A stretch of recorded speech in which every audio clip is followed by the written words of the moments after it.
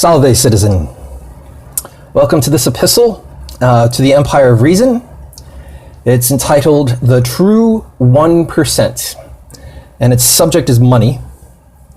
And we'll begin today with a quote from Seneca. It is the mind that makes us rich. In William B. Irvine's book, A Guide to the Good Life, The Ancient Art of Stoic Joy, he uses a term I'd never heard before, especially in connection with Roman philosophers. Yet, after reading his book and quickly devouring the works of Aurelius, Epictetus, Musonius Rufus, and Seneca, I discovered that even though they didn't use Irvine's term, it was a common theme: negative visualization. Simply visualizing something in your life and imagining what your existence would be without it. We're not talking about the negative things in life you would rather not deal with, but the positive and even seemingly neutral things. According to Irvine, negative visualization is to a good life what salt is to cooking, an essential. Its primary purpose is to help you appreciate what you already have, and I have found this to be an exceptionally powerful practice. For example, when out and about walking with my grade school aged son, he quite often reaches up to hold my hand. From the very first instance, this always warmed my heart. But the first time I applied negative visualization, having the thought that someday he will no longer want or be able to hold my hand, my love increased for him 1,000-fold. For depending on what the universe sends our way, it is pretty amazing that we are even holding hands right now. He could never have existed. I or he could lose use of our hands. I could die or he could die. There are dozens of life occurrences that could arise leading to an absence of that hand holding. Extreme circumstances aside, probability dictates that in his teen years, he will go through a rebellious phase and want as little to do with me as possible, let alone hold my hand. That's another benefit of negative visualization. Aside from making me appreciate this very moment even more, it is actually helping to prepare me for what may someday happen. But the practice doesn't even have to be about such profound things as connections to loved ones.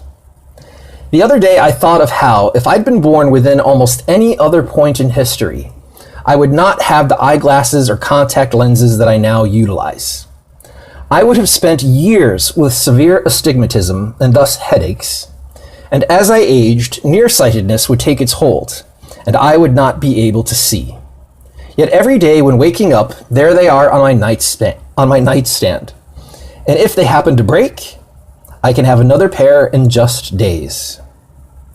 Also, when I hear people complain about metro delays, I imagine how much more difficult my life would be without it. Walking to the heart of the city would take hours. Driving would involve traffic, paying for gas, and repairs. Bicycling would be out of the question unless I don't mind arriving at my destination covered in perspiration. One can take almost anything from one's daily existence in a Western industrialized nation, apply negative visualization, and feel a bit happier about life. But you may ask, if I'm happy and content with all that I have, won't I get complacent and no longer want to strive for external goals? Of course not. The ancient Roman Stoics were all very much active with the external world. Seneca himself was one of the wealthiest men in the entirety of the Roman Empire. But contrary to what we are raised to believe, satisfaction can be had at any time, and it is an integral part of a good life. And many people fail to see this since they are so intent on anger about the past or fear about the future. Negative visualization can help lead one to the realization that all external things are transitory, and what is most important and most lasting in life are those things that are internal.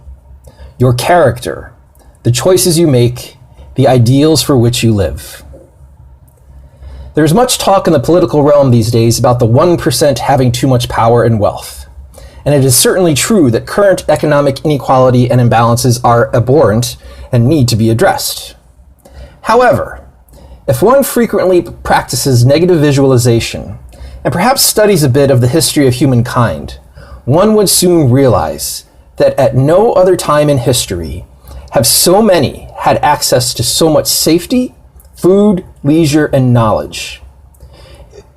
If you reside in a first world industrialized nation, regardless of your economic status, you can automatically claim to be in the top 1% of all the humans that ever lived in terms of life circumstances.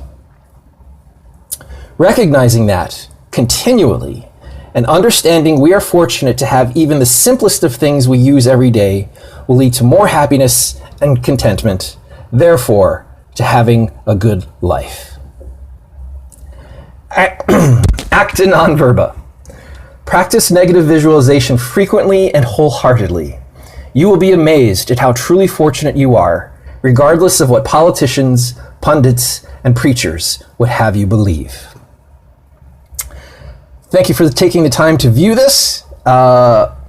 If you would like a written transcript of what I just read, please visit veritascurat.net, where you will also find additional quotes in support of this argument from the ancient Roman Stoics.